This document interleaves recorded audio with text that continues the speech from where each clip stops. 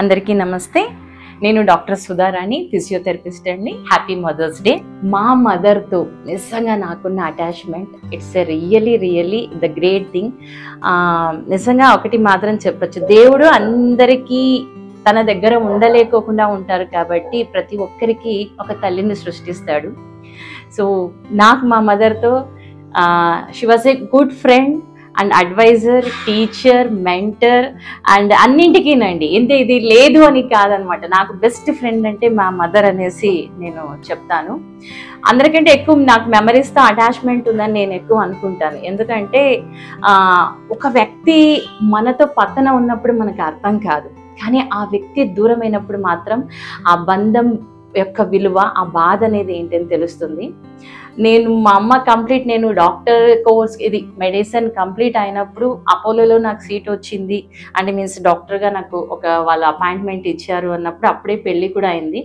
అది మాత్రమే చూసింది. నా చేతుల్లోనే మా మదర్ చనిపోయారండి.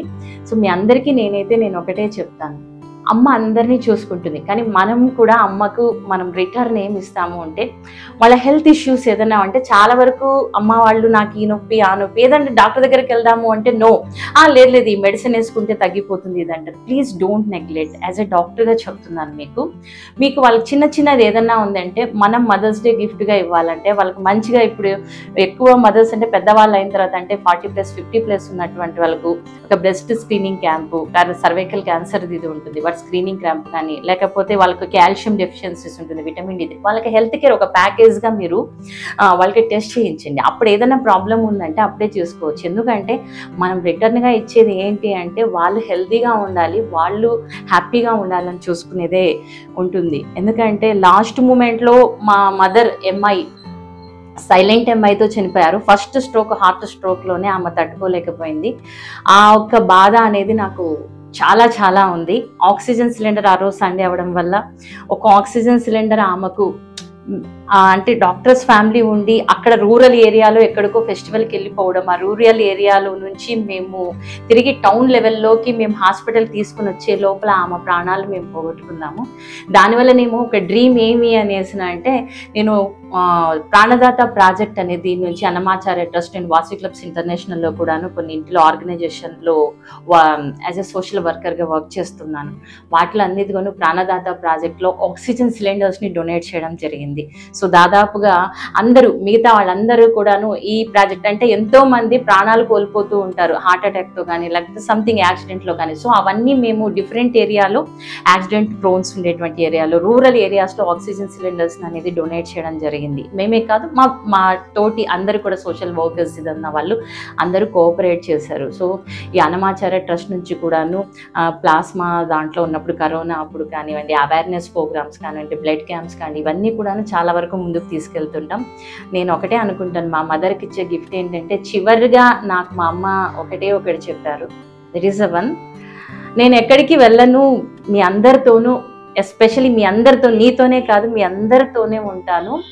నువ్వు చేసే సర్వీస్ ఏదైతే ఉంటుంది, ట్రీట్మెంట్ కావచ్చు, నువ్వు చేసే సర్వీస్ కావచ్చు, ఒక నీడ్ ఇదిగా చేసినప్పుడు ఎదుటి వ్యక్తులలో నుంచి వచ్చే ఒక కృతజ్ఞత భావంలో ఉండే ఒక కన్నీటి పొరలో మాత్రం నేను ఎప్పుడు నీతో పలకరిస్తుంటాను అని చెప్పినటువంటి ఆ మాట అండి. అంటే ఒక మదర్ మనకు చెప్పేది ఏదే ఉందో అది ఇప్పటికీ నా మైండ్లో, నా హృదయంలో పడుకున్నా లేసినా ఎలా ఉన్నా నా దీంట్లో ఉండిపోయింది. ఈరోజు నేను ఒక డాక్టర్గా సక్సెస్ఫుల్గా కొనసాగుతూ ఉన్నాను, నా పేషెంట్స్తో ఒక మంచి ర్యాపోతో ఉండి మంచి సక్సెస్లో ఉన్నాను అన్న, ఒక సర్వీస్లో ఉన్నానన్న, అన్నమాచార్య సంకీర్తనలో ముందుకెళ్తున్నానన్న ఆమె దీవెనలు, really such a good mother. నాకు ఆ దేవుడు ఇచ్చినందుకు దేవుడు థ్యాంక్స్.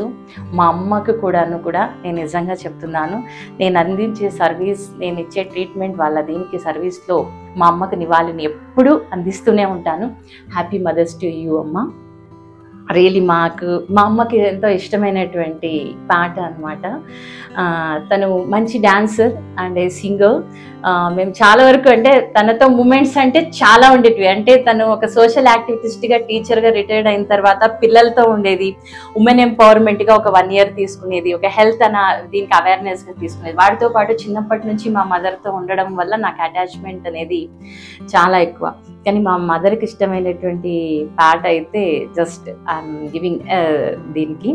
అమ్మా అని పిలిచి తొలి పలుకులు జ్ఞాపకమే, రామ్మా అని పలికే పానింపు జ్ఞాపకమే, అమ్మ కళ్ళలో అప్పుడప్పుడు చెమరింతలు జ్ఞాపకమే, అమ్మ చీరని చుట్టే పాప జ్ఞాపకం, అమ్మ నవ్వితే పుట్టే నవ్వు జ్ఞాపకం, ఏదో ఒక రాగం పిలిచింది వేళ, ఎదలో నిదురించి గతమంతా కదిలేలా, నా చూపుల దారులలో చిరుదివ్వెలు వెలిగేలా, నా ఊపిరి ఊయలలో నవకాంతులు చిలికేలా, జ్ఞాపకాలి ఓదార్పు, జ్ఞాపకాలి నిట్టూర్పు, జ్ఞాపకాలి మేల్కొలుపు,